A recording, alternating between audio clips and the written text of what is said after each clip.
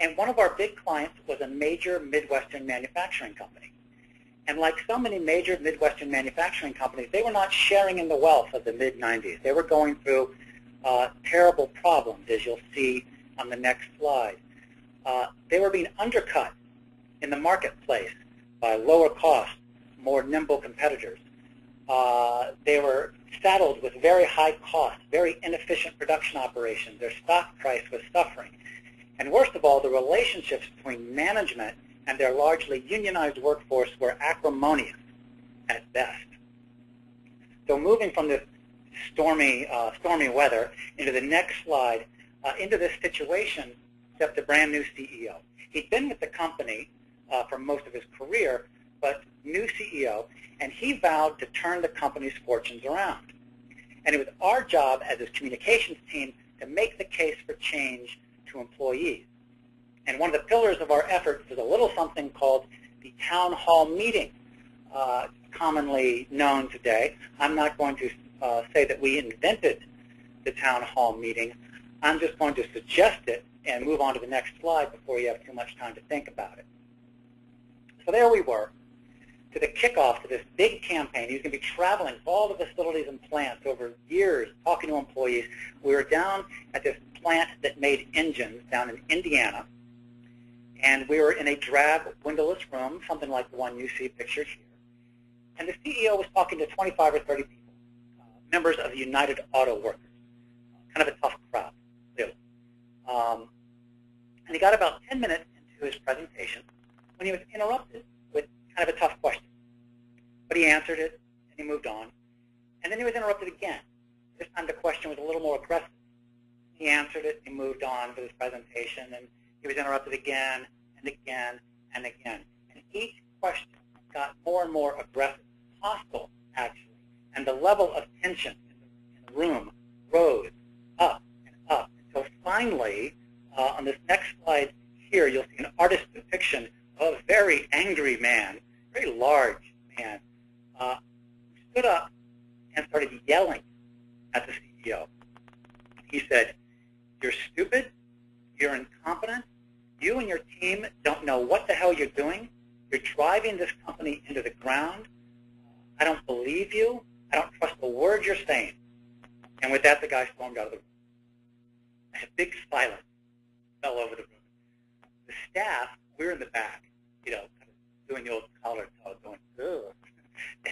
That was not in the program. There goes our case study. But the CEO, to his vast credit, managed to keep his composure. He managed to get through the rest of the presentation.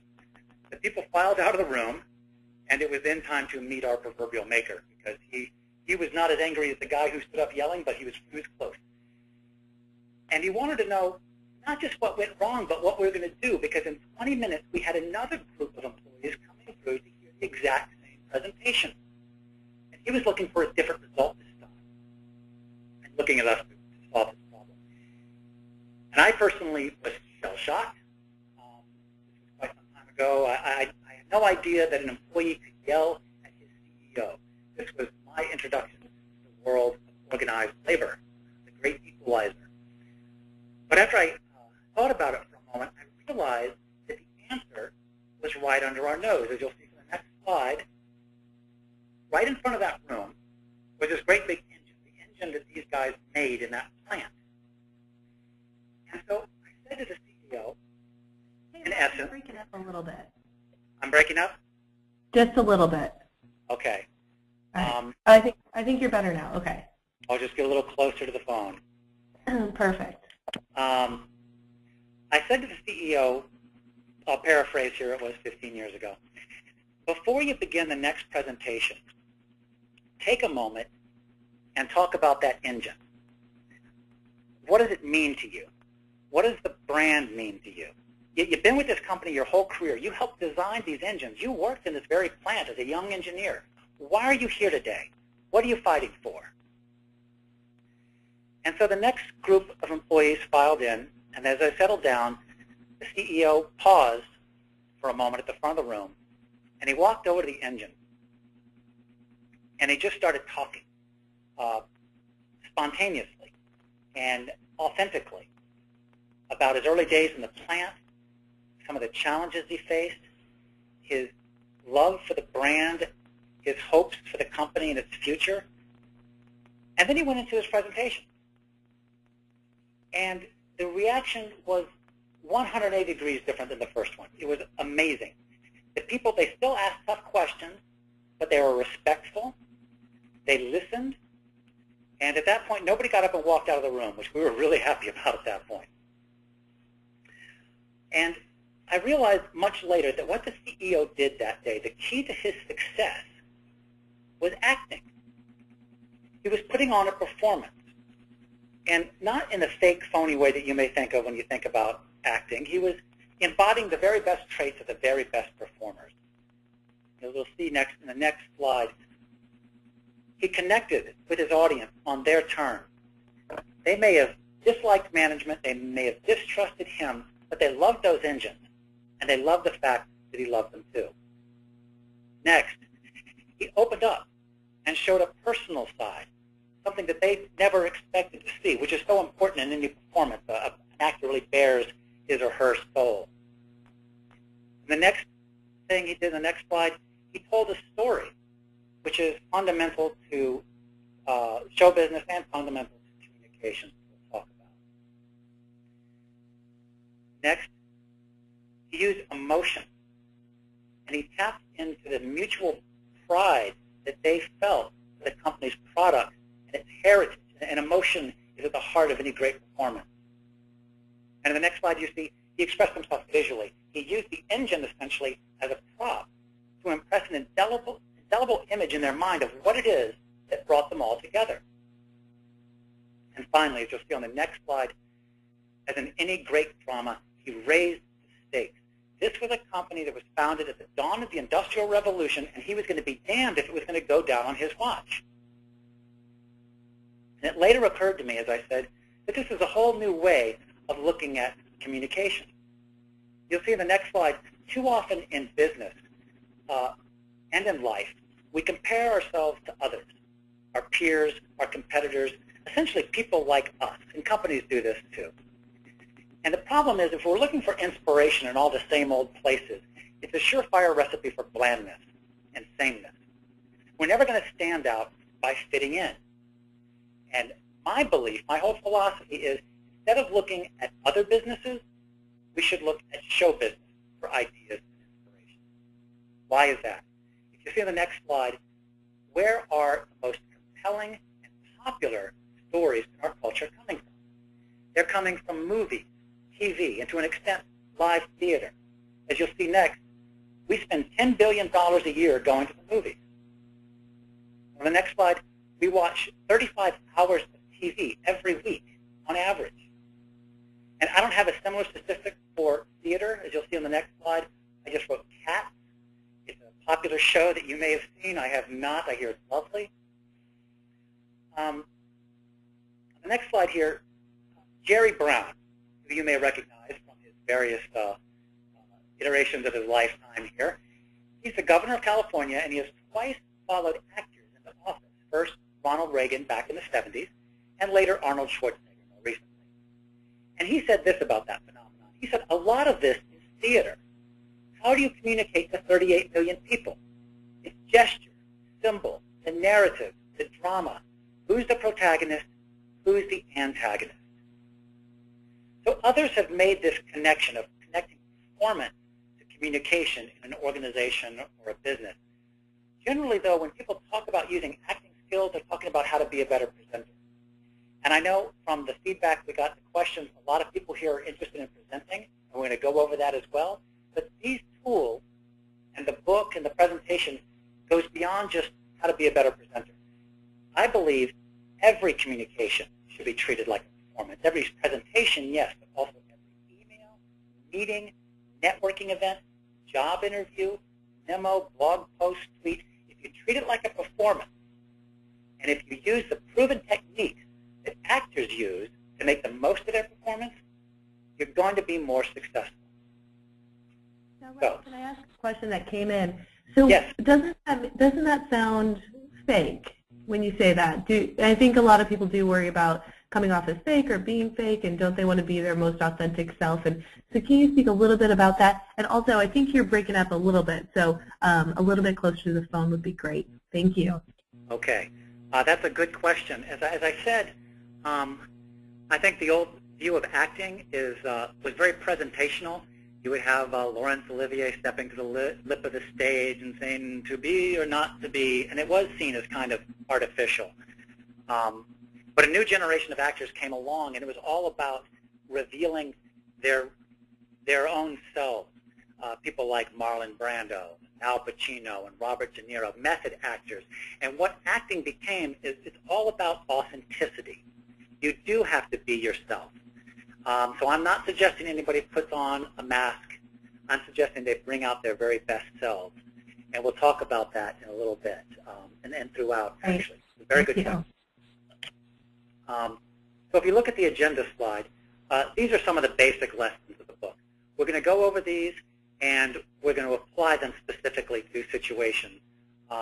Again, I know a lot of people are interested in presentations. I'll be talking about some examples about how you can apply these lessons there, but also in networking and just other aspects of your communication.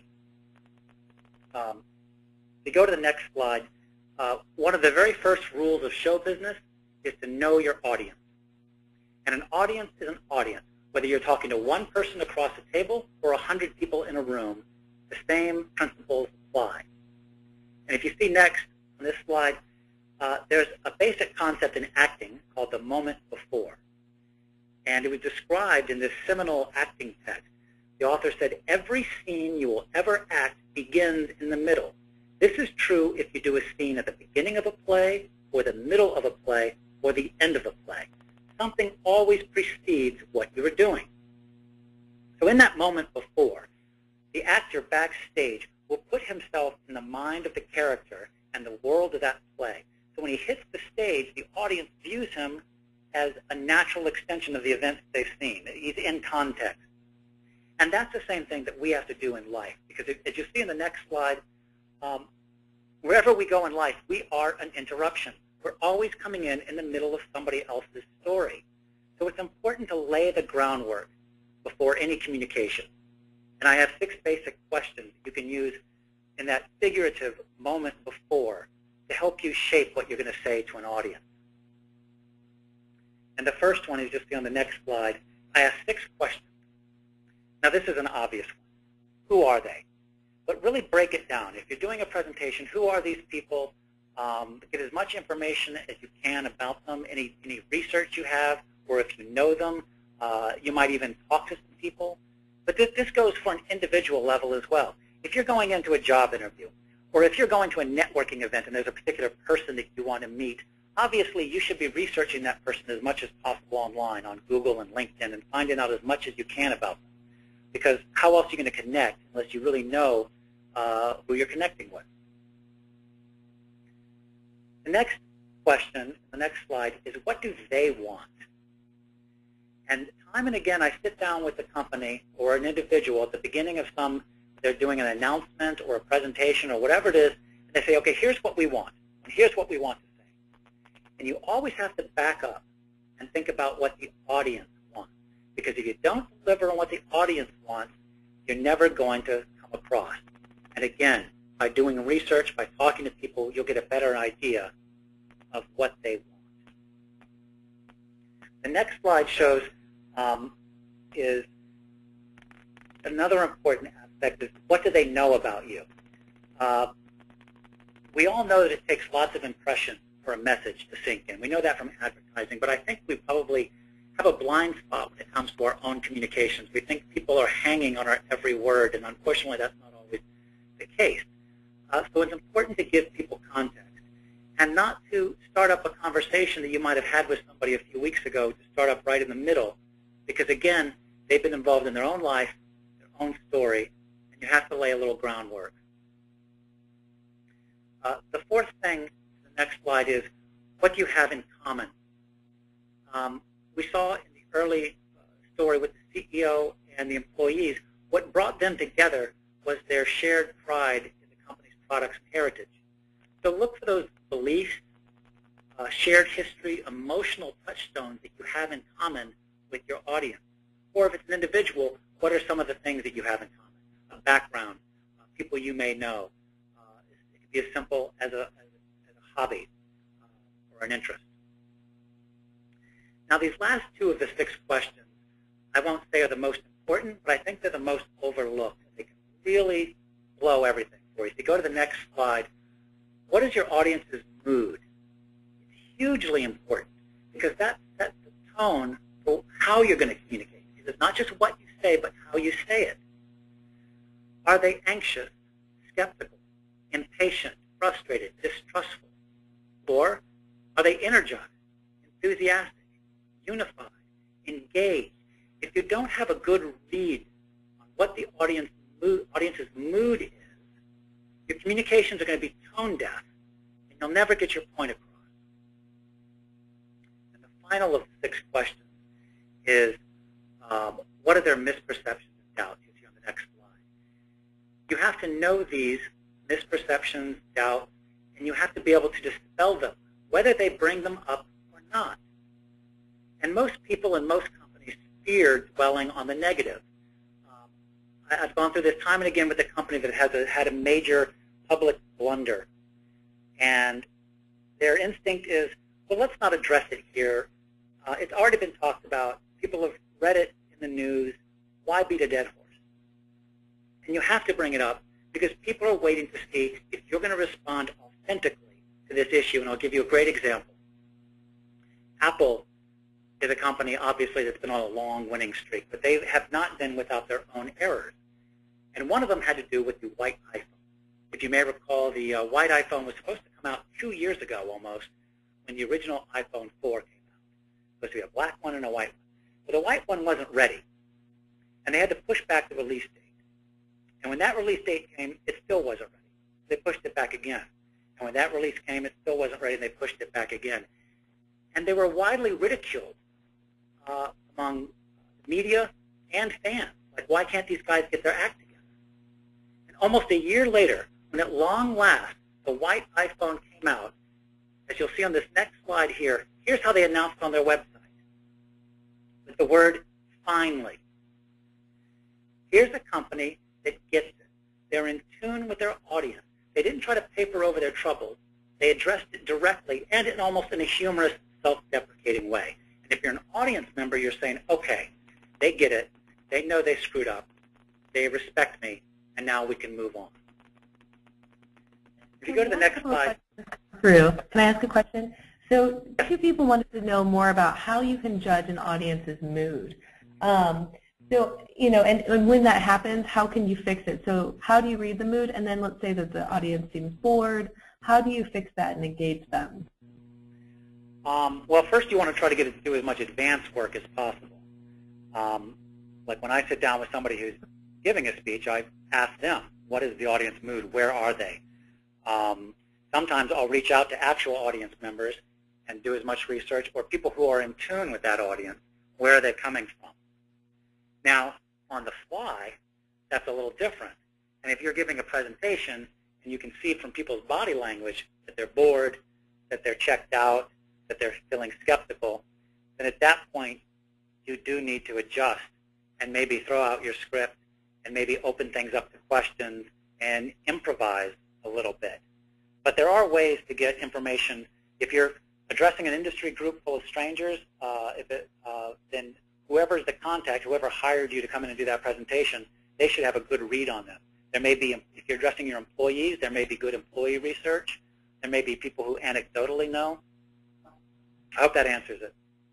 That does. And then we had one more question. If you do have the opportunity to do some research on your audience, whether it's an audience 1 or a handful, how do you let them know that you've done that research? Do you want to get credit for being that proactive, or should you let that be unknown?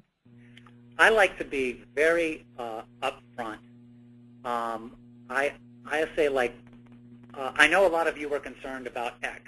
You know, I'm concerned too, and here's what I'm doing about it. Or I was talking to somebody earlier, and they mentioned this, and it's a very good point. So absolutely, I would bring it up. I don't think there's any need for subtlety or yeah, I think that answers it. That'd be very Great, clear. thank you. So getting to this next slide on connecting, that's all about the audience and understanding them. I got the information that a lot of you are asked a question about how do I focus my presentations? When do I know when to stop? And we'll talk a little bit about that in a bit, about structure and about clutter. But I think it's important to bring up now because this is something I always confront with clients. After we go through the whole audience exercise, I ask the client, what do you want your audience to know? What do you want them to feel? And what do you want them to do? What do you want them to know is the information, the data. But that's a trap because you probably want them to know a lot of stuff. Pay attention to what you want them to feel, inspired, motivated, inquisitive, and what do you want them to do? What's the call to action? The call to action is, I want them to learn about this. That's not good. That will help you focus it because very often when I'm sitting down and we're putting together a speech, we realize we're not going to get all the information across in this speech. Very often the speech is about, number one, calling people's attention to a problem. Number two, making them understand that it's serious and worthy of their attention.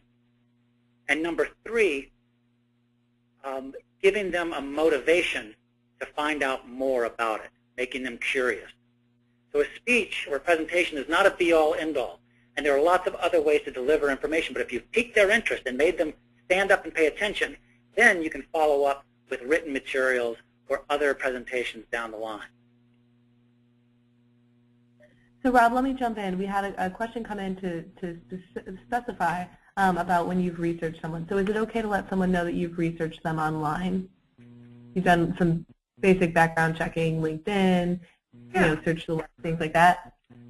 I think so. It's not stalkery. If you say, I have a friend of yours on Facebook, and I asked them to check out your bio because I couldn't see it, that's a little weird. But if somebody has a public LinkedIn profile, I consider it expected these days that, I looked up your profile on LinkedIn, and I saw that you, did this and this. Tell me more about that. I see nothing wrong with that. Great, thank you. Let's move on to the next thing is stories. Next slide. Stories have to be an essential component of everything you communicate. They're so powerful, and I'll give you an example in a moment. But we are hardwired for stories from an early age. We have expectations for how an event should go. There should be a certain rhythm and a pattern in Act 1, 2, and 3, from fables, movies, television. And in fact, there's actual scientific evidence that stories help us learn better than anything else, than just telling people stuff. Stories apparently stimulate. When somebody hears a story, it stimulates the parts of their brain in the same way as if they actually were experiencing that event. And as I think a lot of us know, experience is a great way to learn. So use stories as much as possible.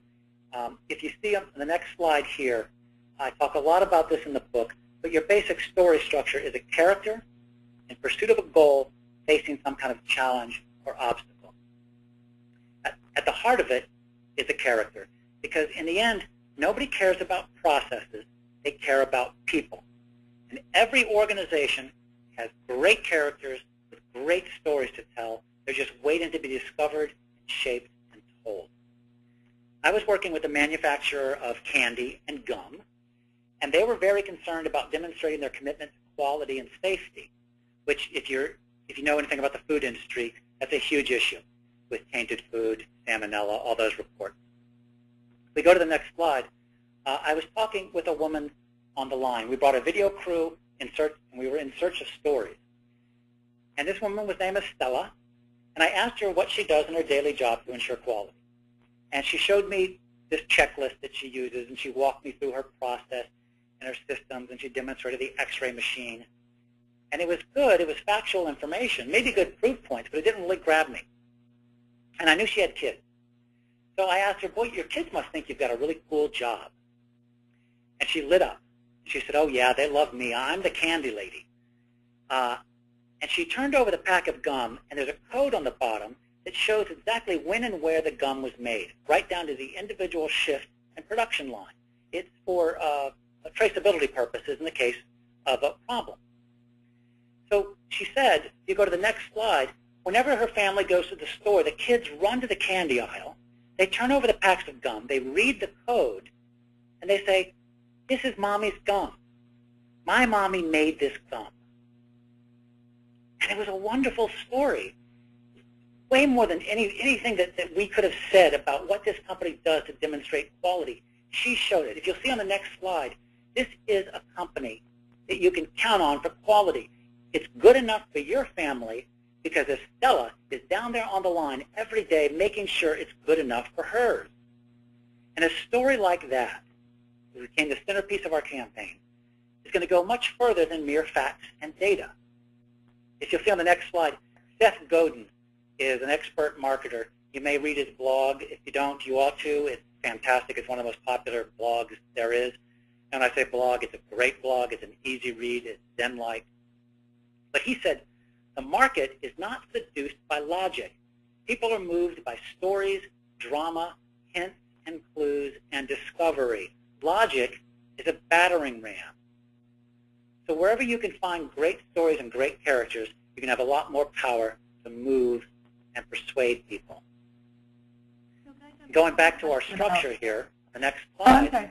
Yes, go on. Can I ask you a quick question? Yep. So somebody had a question about, is it more important to connect with your audiences and really tell the story, or give them facts and figures that are really going to be valuable, tangible things to know, or is the goal to merge the two? And how do you keep that balance? Merge the two. The story will get their attention and make them care, because it'll be about something they can relate to and maybe a character they can relate to, and the facts and data will support that. But again, Perfect. if you just go with facts and data, logic is being a battering. Excellent. Thank you. So think about ways you can use stories. In the next slide, our character in this story was Estella. Her goal was quality and safety. The challenge was the everyday routine. How does she ensure quality when she's standing on the line doing the same job 8 hours a day, 5 days a week? Well, the solution is she treats her customers like family. And you can use this construction when you're telling stories. It's that simple. So whether you're doing a presentation, whether you're in a job interview, try to find stories. And I'll go into that in a little more detail in the next section. In the next slide here, I just talked about what goes into a story. Character, obstacle, goal, emotion. It's just as important what you leave out. And this may help some people focus. You go to the next slide. When you're telling a story, focus on a main character. Focus on the lead. Who's the hero of your story? Ideally, it might be you, it might be your company, it might be a customer you're featuring. But try to focus on one or two characters and leave out all the background players and the unnamed people. The next slide, exposition. Try to get straight to the action.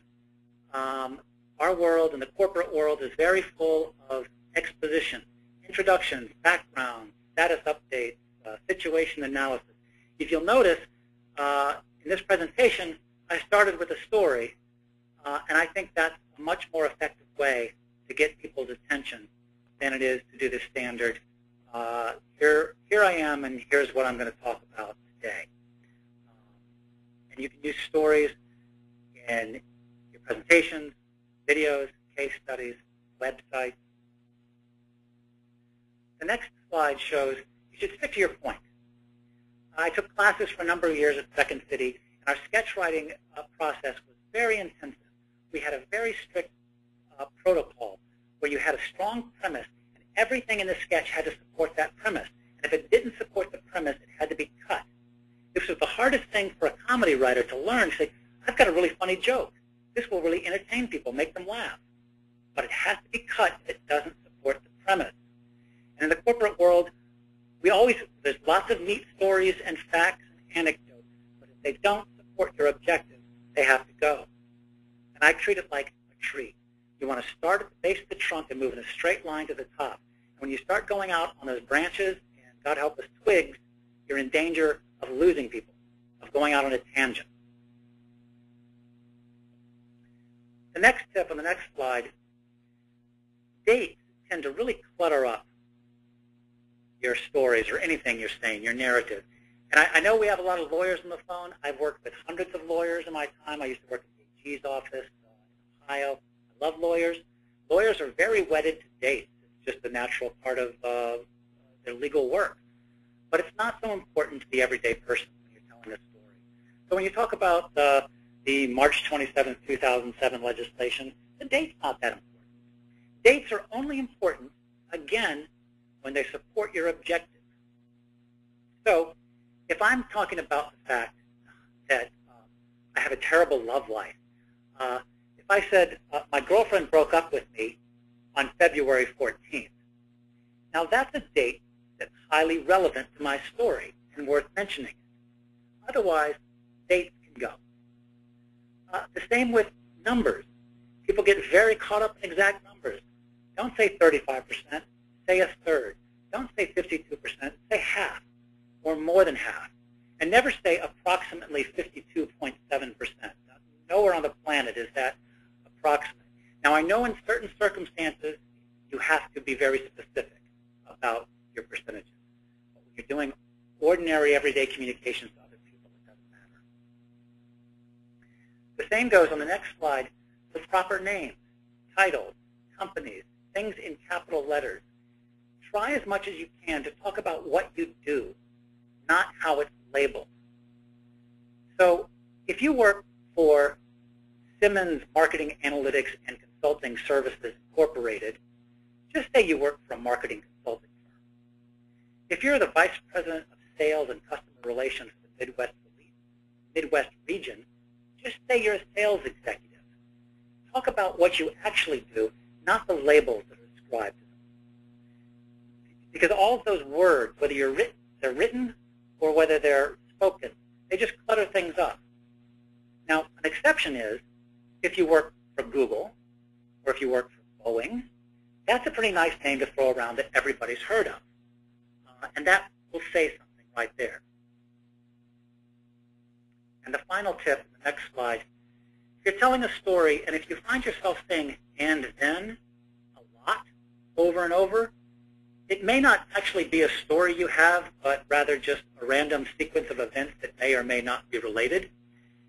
And it's fine if you're sitting on the couch commiserating with your loved one at the end of the day over the terrible day you had at the office to go on and on like that.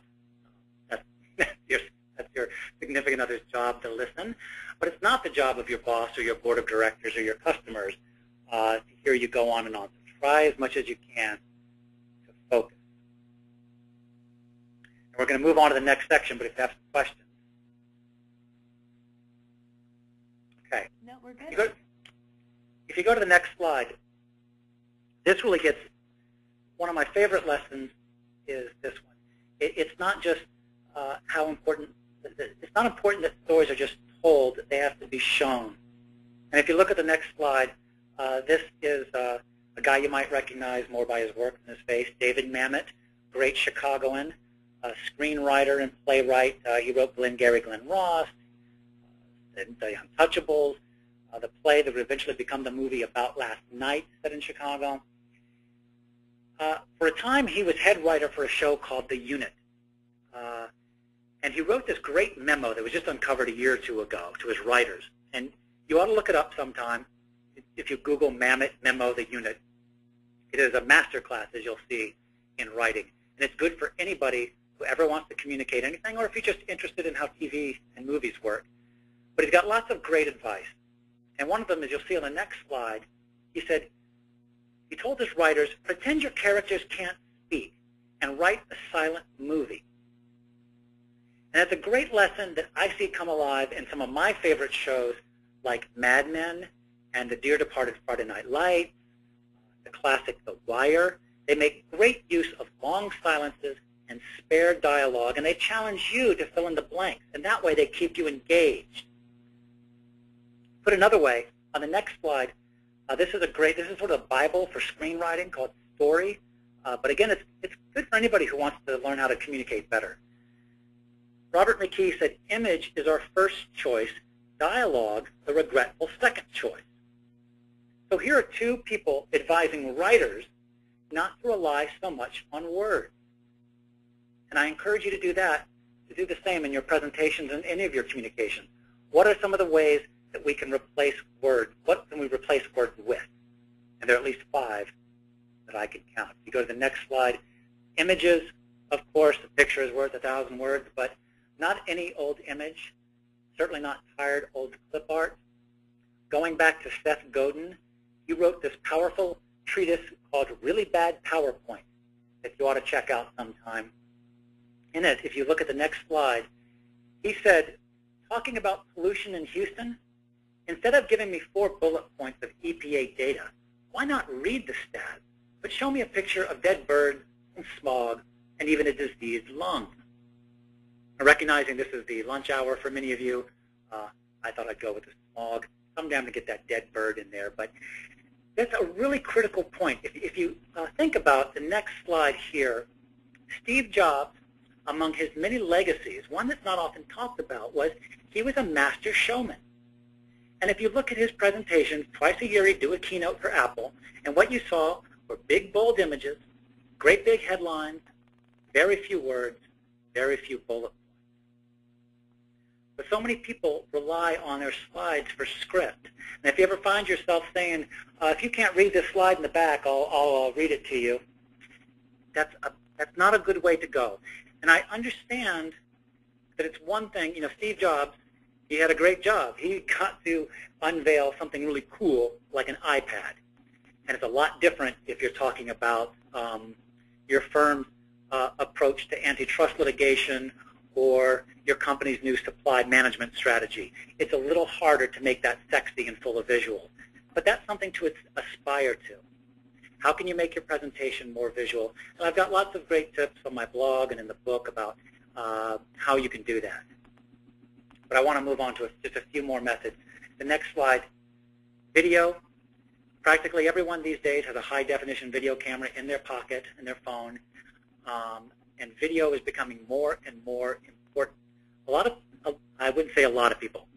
Some cutting-edge people are adding video to their LinkedIn page, a little 1-minute video to show who they are, give them a little flavor. I'm encouraging more and more clients on their websites to add video to their biographies, and a few really great companies do. They'll have somebody talking about, my favorite thing about working is this, or one of my weirdest customer experiences was X. It brings the person to life and humanizes them. It's becoming more and more important. So I encourage you to look for ways to use video wherever possible. On the next slide, you'll see some of the best images are 3-dimensional ones. We talked about using a prop. You can occasionally use that. Some people think they're gimmicky. Pulling out a chart, a report, a sample, a model, it can be pretty memorable for people. It's an important thing to consider. This next slide gets back to the authenticity issue, and I want to make sure we've addressed that. We all know, or we should know instinctively, that emotion is critical in sales and critical in persuasion. And we saw that in the story about the candy lady, about how emotion often trumps facts. And again, the key is to be yourself, not to put on a mask. People want to see that side of you. Ricky Gervais, back before he was well known, went to the BBC with an idea for a show which was called The Office. And it was recently revealed that one of the BBC executives said, it wasn't so much what Ricky Gervais said, it was how he said it. He was so full of passion and enthusiasm. He believed so much in this idea that we couldn't help believing in him too. It was infectious. And that's what we have to bring to any idea we're selling in a presentation, an interview, a networking event, a sales call, whatever it is. If you believe that's going to be contagious. And it's showing your personal side. Again, somebody had said, a career counselor had said, one of the big competitive advantages you have in the marketplace is your own individual personality. Nobody else owns that but you. Use it. Show it. Find a way to talk about your passions and interests. Hopefully you're passionate about what you do. If you're not, maybe find another path in life, but also you can talk about interests or other things that fire you up. And the final thing on this next slide, what I call the mother of all communications vehicles, is action. People will not just watch what you say, they will watch what you do. And action is also about how you use your words. I'll give you an example. Go to the next slide here. If you've ever been on, you've had the misfortune to be on Match.com, I have a time or two, purely research purposes, I assure you. Everybody describes themselves. They label themselves. They say, I'm funny, I'm intelligent, I'm adventurous. Very literal. But if you're going to show instead of tell, here's how you do it. Instead of saying you're funny, be funny. Instead of saying you're intelligent, talk about the last book you read. Instead of saying you're adventurous, show us a picture of your whitewater rafting trip. The business equivalent, what's better, to say we offer superior service or to show we've been named the top service provider 5 years running? To say we're committed to quality or our customer reviews average 4.5 stars? Or if you're interviewing or networking, is it better to say I'm dependable or to show I haven't taken a sick day in 3 years? To say I'm organized or I use a spreadsheet to keep track of my spreadsheets? All of these things, evidence, results, awards, testimonials, all of these things will be much more effective in getting your message across. And now I want to wrap up. I just want to go to the next slide here. There's a lot more.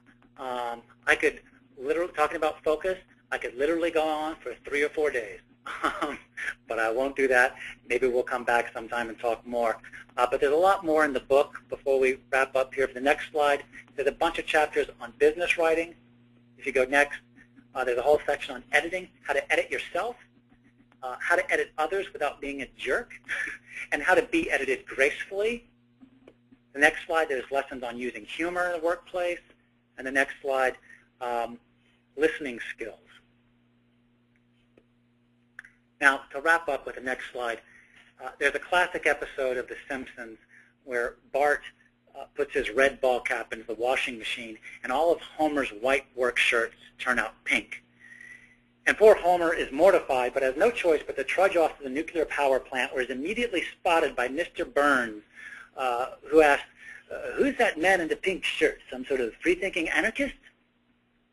And poor Homer is given an aptitude test and immediately shipped off to the nearest mental institution. And while this may be an exaggeration, if you go to the next slide, there are still some corners of corporate America where the nail that sticks up gets hammered down. And people have mentioned this in some of the questions they had about this seminar. Too often, I think, we're inhibited. We live in fear of looking different and of standing out and being laughed at. And I think this inhibition is at the heart of the bland, ordinary communications we so often see. But if you need some motivation, if you look at the next slide, think about the people who are not inhibited. The American Idol contestant who couldn't carry a tune if he was lip-syncing it.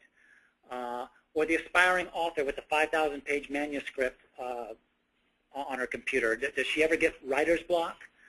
Or think of that guy in the locker room who insists on strutting around naked. Is he constrained by society's conventional standards? Apparently not. And the thing is, what these people have in common is delusion. And we could all use, frankly, a little more delusion in our lives if it means letting go of this fear and taking more risks in our communication. Very few of us live in a truly life or death risk type environment, and we can afford, I think, to take more risks. Back at Second City, if you see on the next slide, back at Second City there was a beloved teacher named Martin DeMott, and he died in 2001, shortly before I started taking classes there. But he left an indelible impression on everybody he came in contact with. He was this flamboyant, inspirational figure who put everything into his work, and he encouraged his students to do likewise. And he had this saying, apparently. He said, the hokey pokey, think about it. At the end of the song, what do we learn? What is it all about? You put your whole self in. So, I encourage you to take a tip from Martin. If you go to the next slide, attack your communications with passion and conviction. And you can just scroll through these. Hold nothing back. be bold. You go to the next, stand out, tell a story, paint a picture. Next, put your heart into it, connect, and we should end up with this final one here on the stage. Perform, act, and act in a genuine way. Don't put on a mask. And just two last points I will say. This next slide.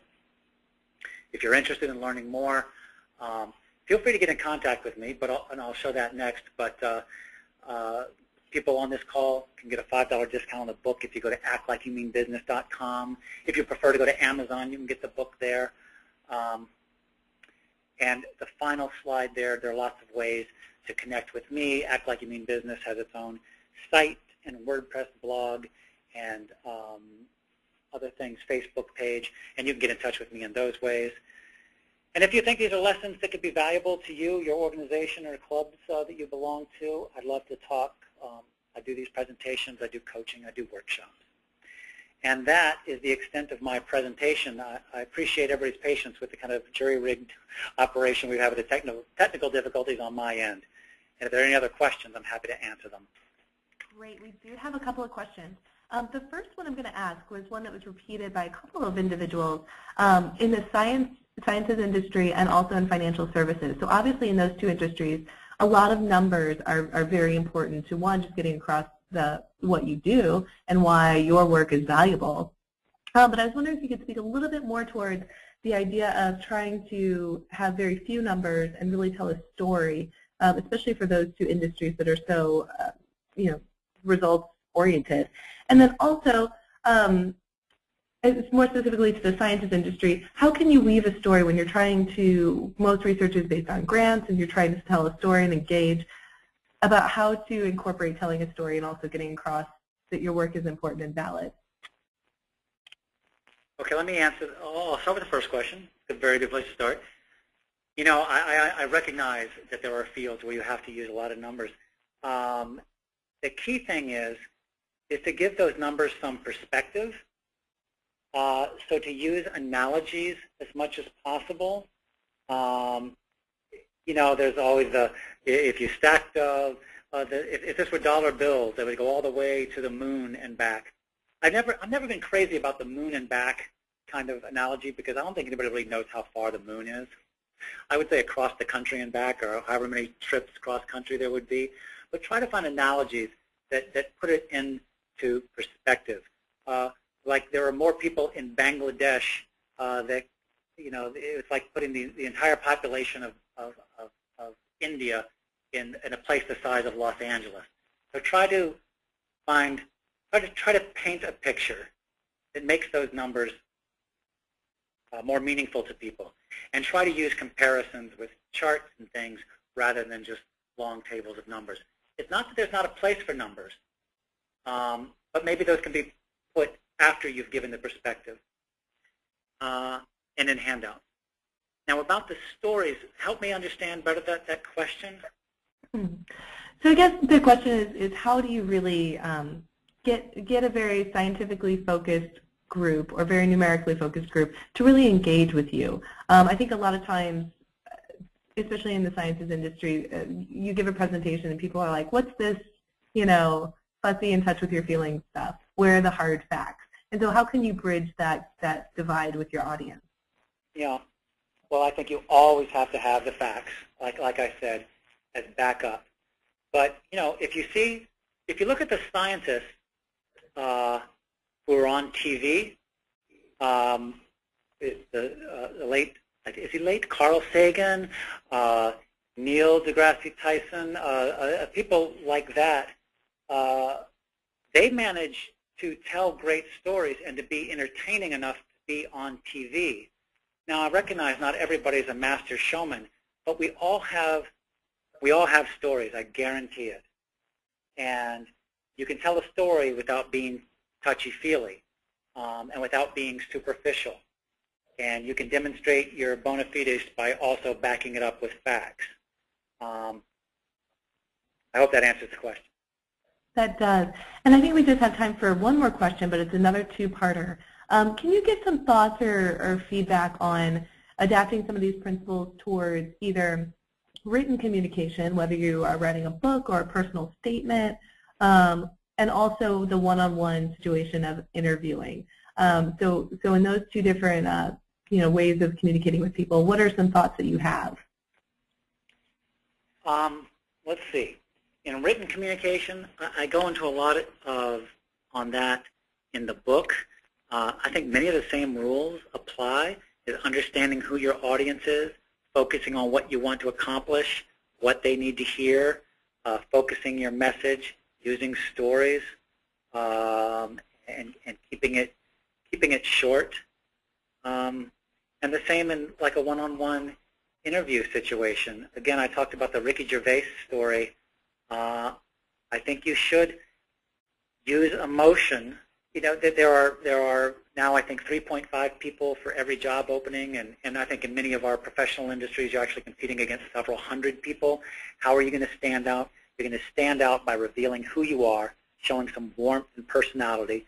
Not crazy, not terribly touchy and feely, but show the excitement and passion for what you do, and that will help make you more memorable. Well, perfect. Thank you so much, Rob, for coming and sharing your insights with us. We really appreciated it, and I know I learned a lot. And thank you to everyone who's on the call. I know that some people had some trouble getting logged in, things like that, and there was just a couple of questions that we didn't have some time to answer. So I will get back to you definitely on that.